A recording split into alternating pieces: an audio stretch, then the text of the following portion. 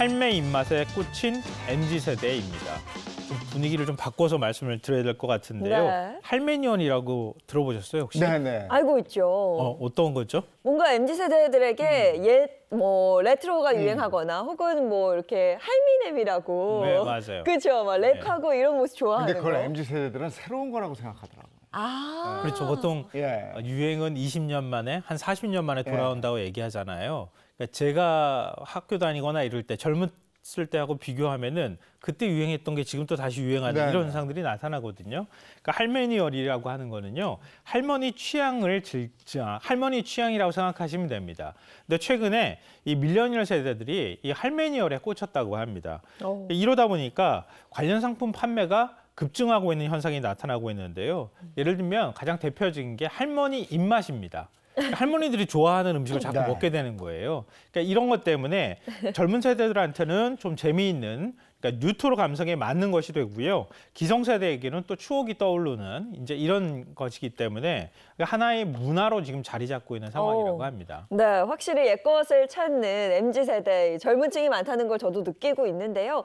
특히 음식에서는 어떤 게 제일 인기 있을까요? 할머니가 어렸을 때 우리 아이들 돌보실 때 그러잖아요. 그러니까 떡 하나 이렇게 막 주면서 네. 먹어라 이렇게 얘기하셨던 그게 이제 입맛이 되는 거잖아요. 그러니까 할머니 취향이 지금 세대의 어떤 취향이 된다는 얘기인데요. 한 소셜마켓의 발표에 따르면은 지난 한 달 동안 떡이나 수정과 약과 등 전통 음식 판매가 지난해 같은 기간에 견져서 크게 늘었다고 하는데요.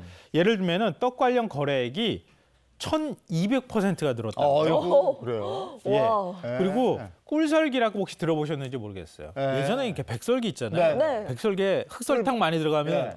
꿀 먹는 네. 느낌이 있잖아요. 꿀설기 이런 전통 레시피에 대한 퓨전 간식이 인기를 끌면서 많은 수요가 나타나고 있다고 하고요. 또 대표적으로 화과자하고 뻥튀기, 누룽지 매출이 증가했고요. 또 수정과 미숫가루, 두유 같은 그러니까 과거에 할머님들이 많이 드셨던 것 같은 이런 음료 판매량도 급증하고 있는 상황이라고 합니다. 저 우리 MZ 세대 건강을 위해서도 아주 바람직한 현상인 것 같은데, 근데 주류에도 이런 경향이 있다면서요?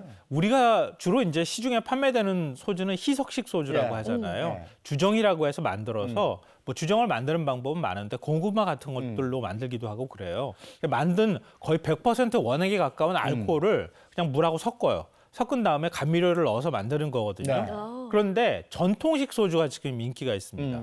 전통식 소주는 쌀을 발효해서 그걸 증류한 거거든요. 네. 그러니까 훨씬 더 사실은 좋죠. 독한데 근데 이거. 네, 독하지만 가격도 좀 비싸긴 하지만요. 그러니까 최근에 이런 젊은층 사이에서 전통식 소주를 즐겨하는 이런 문화가 생겨나고 있습니다. 특히 가수 박재범 씨가 청정쌀 토톰이라고 하는 것을 가지고 첨가물 없이 전통식 소주를 생산을 했는데요. 이게 7개월 만에 2만 병이 판매가 됐다고 합니다. 또 과거에는 이제 막걸리 마시자 그러면 아유 무슨 막걸리를 마셔요 네. 이렇게 젊은 층에서 많이 얘기했는데요. 그래서 아재 술이라고도 불리는데 이 뉴트로 감성하고 같이 맞물리면서 힙한 이미지를 요즘에는 오히려 얻고 있다고 합니다. 그래서 국내 막걸리 시장이 2016년까지 한 3천억 원대 정도였거든요. 근데 지난해에는 5천억 원대까지 지금 성장한 상황이라고 합니다. 네, 최근 SNS에 핫한 할메니얼 간식이 또 있는데요. 저도 굉장히 좋아하는데 바로 약과라고 합니다. 맛있죠. 약캐팅이라는 신조어가 생긴 만큼 약과를 찾는 사람이 그렇게 많이 늘었다면서요. 저도 약과 좋아하는데 네. 젊은 친구들은 잘 안 좋아했던 것 같은데 최근에 굉장히 좋아하는 것 같아요. 그러니까 젊은이들이 약과를 맛있게 하는 집을 찾아간다고 하는데요. 그러니까 이걸 사 먹고 SNS에 후기에 올리면서 그러니까 또 다른 친구들이 가서 찾아가는 거예요. 네. 근데 자꾸 찾아가니까 어떻게 되겠어요? 입소문이 나겠죠? 네. 입소문이 나는 집에 가서 약과 사는 게 하늘의 별 따기보다 더 힘들다고 합니다. 그러다 보니까 요즘에 줄 서는 사람들도 많이 늘어나고 있고요. 콘서트 티켓 끊기 어렵다고 하잖아요. 네. 뭐 그 요즘 세대들이 좋아하는 가수들 티켓팅하기 굉장히 어려운데요. 그래서 약과 사기가 티켓팅하는 것보다 어렵다. 그래서 약캐팅이라고 하는 신조어가 생겨났다고 합니다. 네, 아니 맛있죠 약과. 그럼요. 달고. 그리고 세대 차이가 나면 무슨 대화가 안 된다 이런 얘기 많이 하는데 이런 걸로 서로 소통하면 또 다른 음식으로도. 얘기도 할 수 있고 재밌을 것 같습니다.